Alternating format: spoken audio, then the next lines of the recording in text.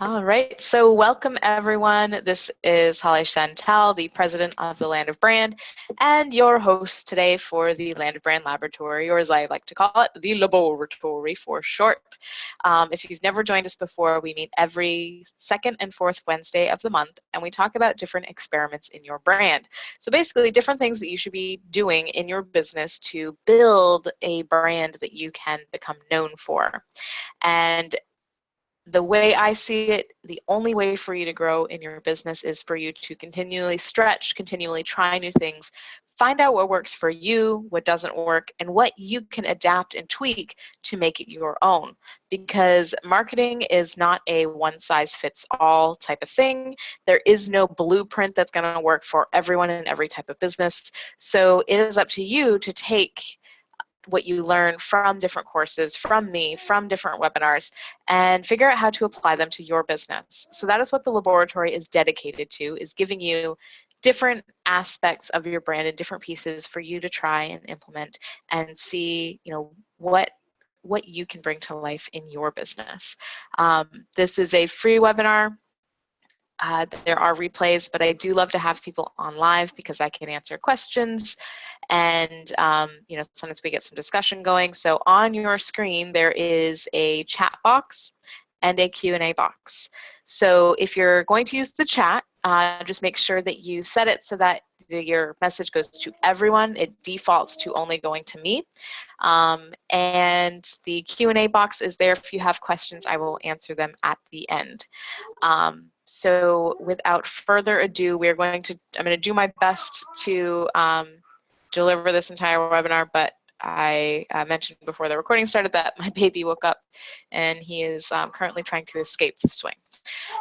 So we'll see how that goes. So today we're talking about creating your brand persona, because acting natural in your business is kind of like trying to act natural on camera. Have you ever, watch someone be, talking completely normal, being their, perky self?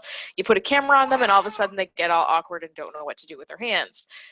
Same thing, when I tell you to bring your personality into your business and start being yourself, suddenly you become this like weirdo that doesn't know what to do with yourself. So today we're going to be talking about your brand persona and how to bring your personality into your business in a very intentional way. So the three things we're going to cover today are: what is a brand persona and how do I get one?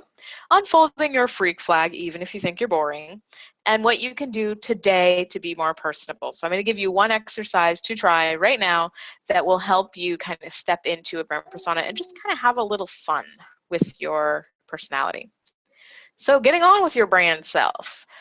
So you need to decide intentionally right now, maybe not right now, soon, how you want to be perceived in your business. How do you want people to think of you or describe you when they're talking to other people?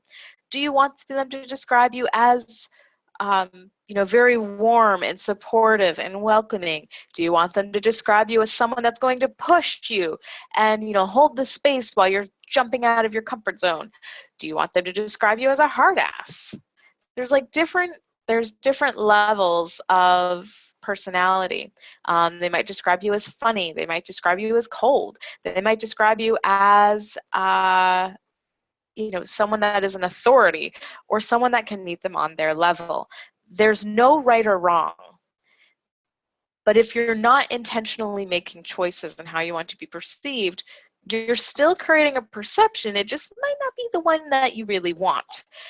What tends to happen is, in order for you to feel confident, like you're going to be taken seriously, you kind of act a little bit unnatural. You start perfecting yourself. You start making sure that everything is grammatically correct, that you're using very clinical terms.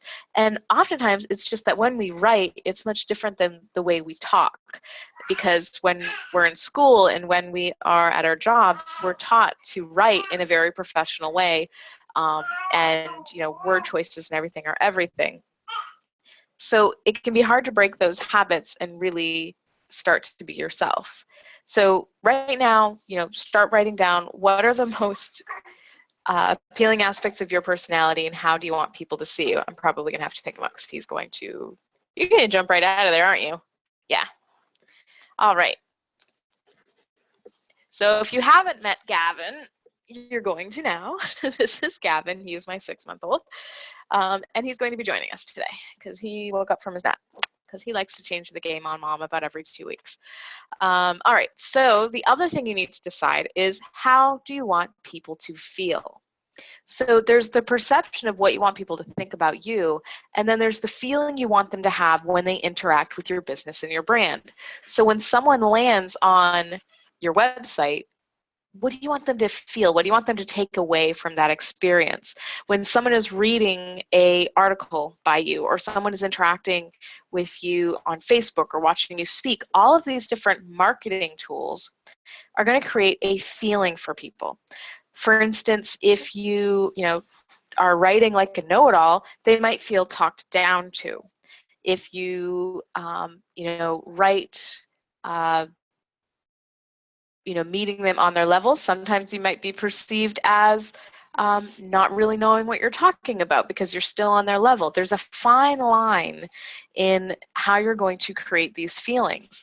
And again, you want to be very intentional so that when you're reading your marketing materials and when you're looking at your site, you can kind of audit it against this, this feeling that you wanted to create. So how do you create these feelings? You create it through the words that you're using. You create it through the topics that you're sharing, the colors, the imagery, the style, everything that a person interacts with, sees, feels, hears, reads in your business is going to be a part of creating this desired feeling.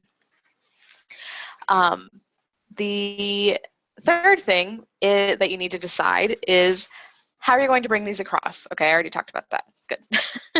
So how you're going to bring those across are all the things that I just said. All right, bud, stop grabbing my stuff. Here, have some Legos.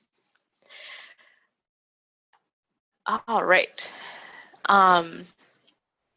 And just to kind of, speak to that, having a baby on your lap during a webinar can make people feel a few things.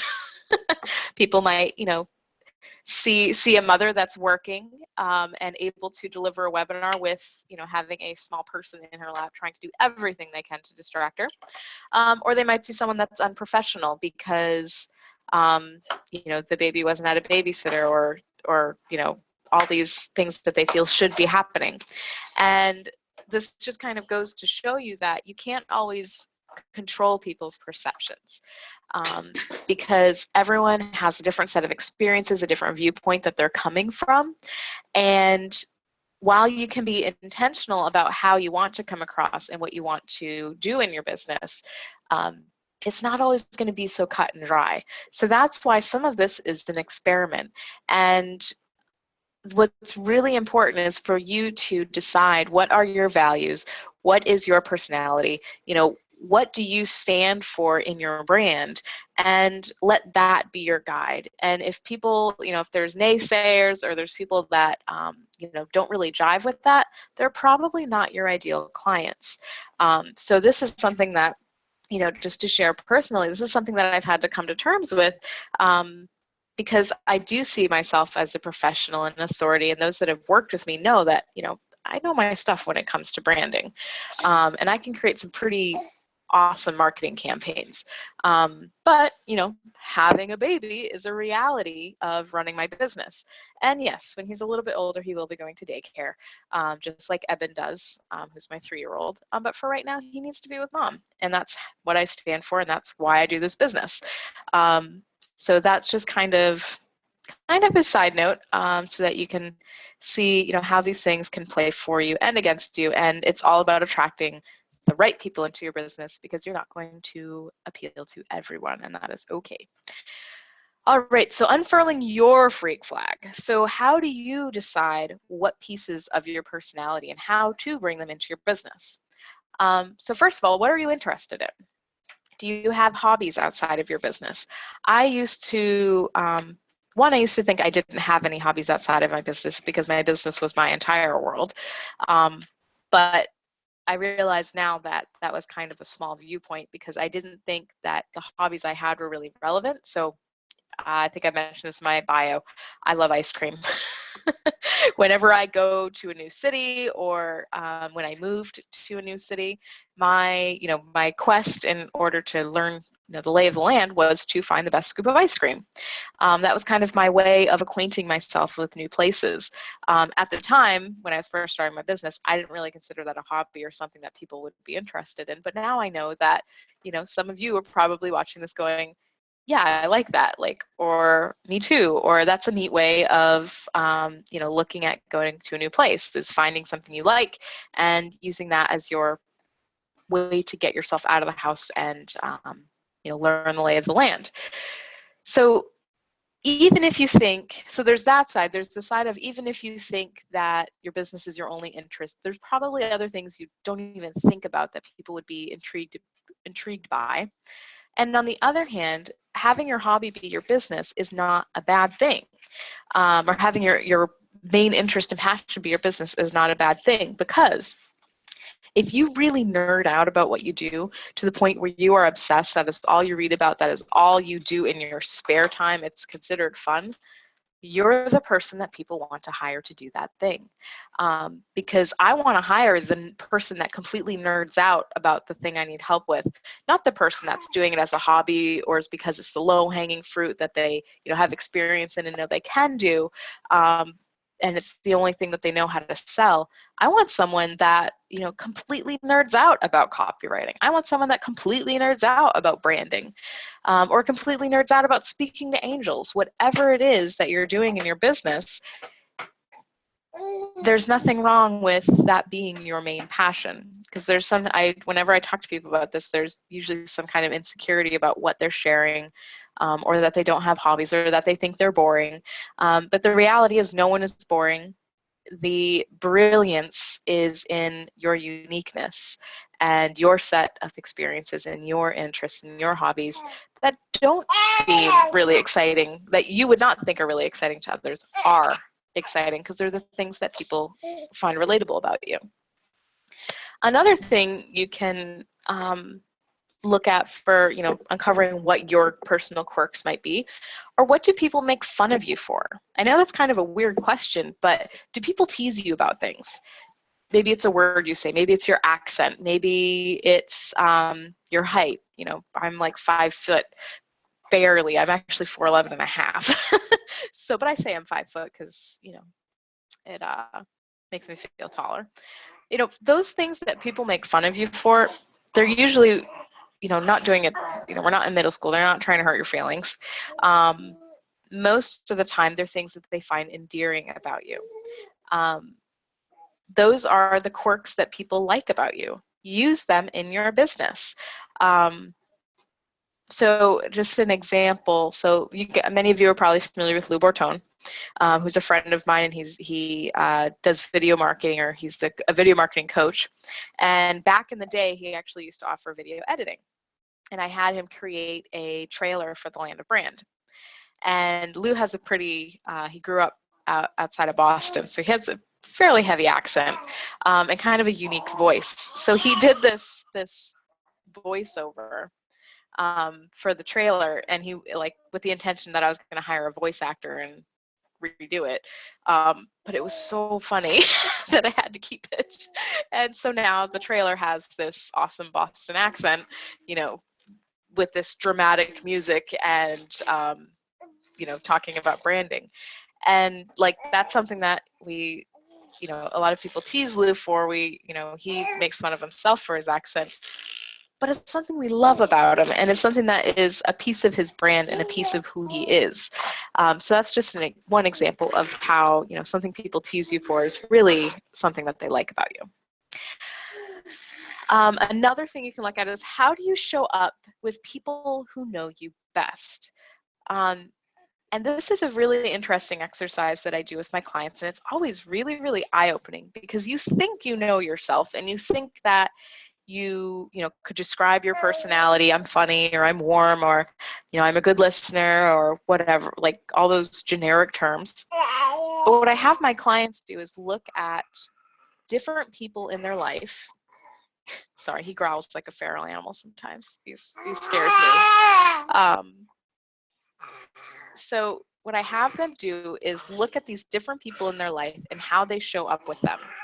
So if you say you're funny, think about how your funny comes across with your mother, or whoever would be a parental figure in your life.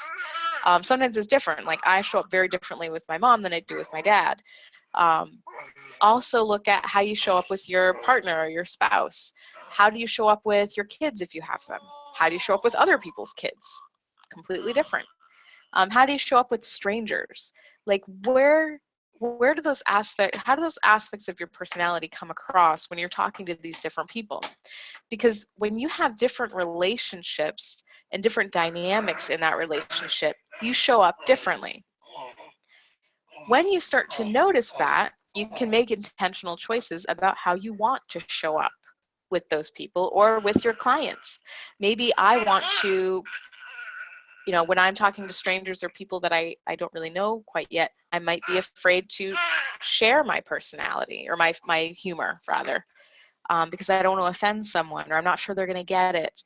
But when I'm talking to my best friend, and I tell her stories about my day, she's on the floor laughing. Well, what if I took that same story that I told my friend and used it in a newsletter? That would be, talking to people as if they already know me and as if they already have the rapport, and we get to see if they get my jokes or not, or if they have that same sense of humor. So, think about that. Think about who do you show up with as your best self that you want to show up with in your business, and then start using some of that communication in your business. Kind of to follow along with that, what phrases or words do you use in conversation? Like how do you say bye? How do you say hi? What do you say when you're really excited? What do you say when you're bummed out about something?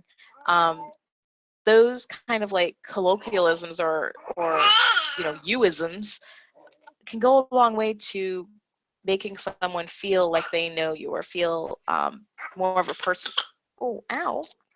More of a personal relationship than if you were just to use very professional terms and sign off your email with sincerely versus ta-ta for now, or what I usually say is have an awesome day, we'll talk soon.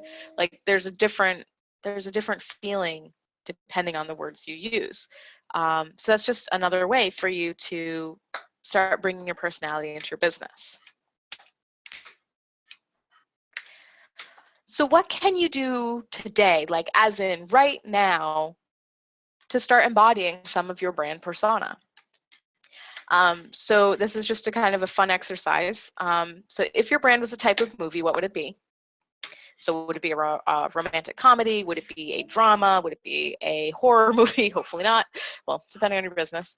Or what types of movies do you like? Do you think, what would you be watching with your friends?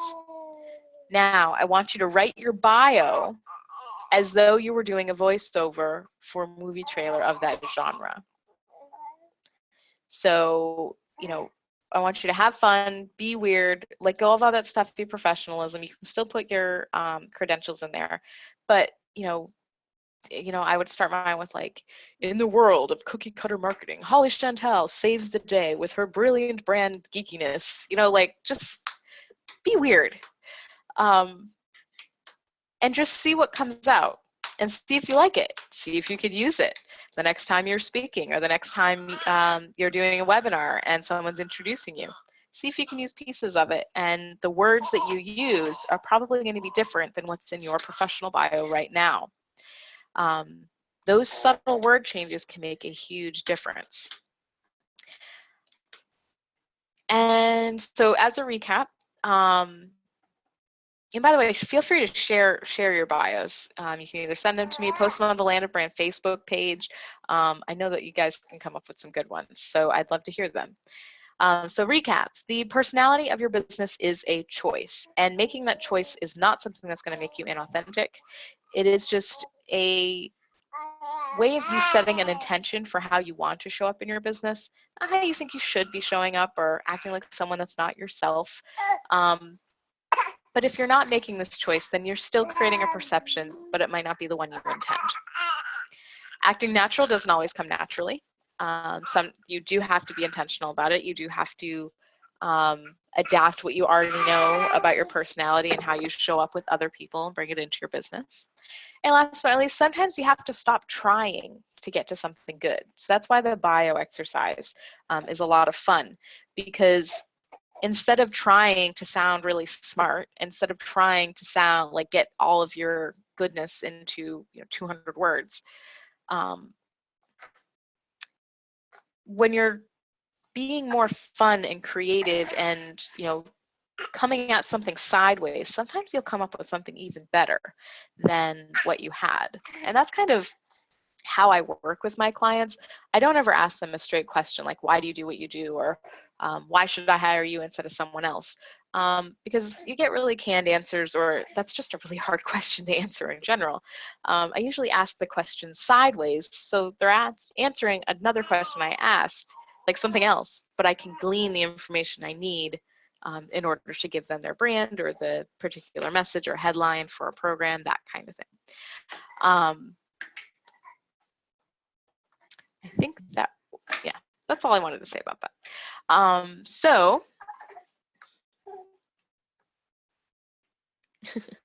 Thank you, Angela, for your comments. She said, brilliant brand of geekiness. Love that. Thank you. All right. So our next LOBoratory is on November 9th. Gavin may or may not be there. The last couple of days he's not been sleeping at 12, so we will see. And we're going to be talking about how live events change your brand perception. So how hosting your live events, your own live events, change your brand perception.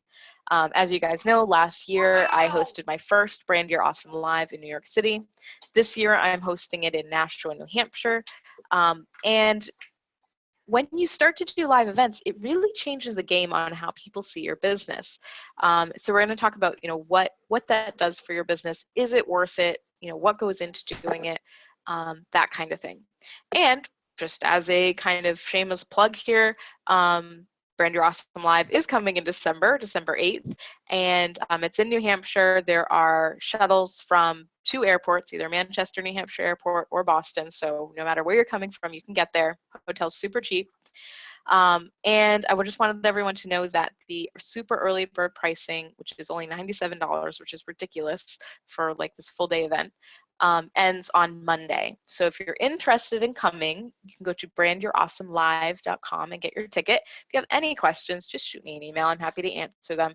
If you're not sure if this is the right event for you, if you're not sure it's worth traveling from where you are, I'll give you the straight answer. I'm not just trying to sell people, that aren't going to get the most out of it. So just let me know. And if you have, so I think that's it.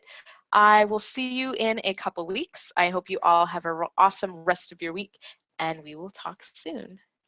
Bye, everyone. And say bye to Gavin.